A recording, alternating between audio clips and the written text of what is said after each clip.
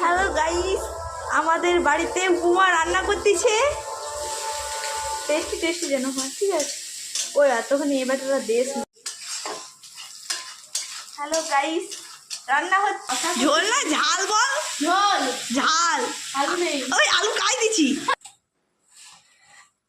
ভাত আবার ঢালা ভাত করানো হচ্ছে। আমাদের গরিবের সংসার, কি আর করিব।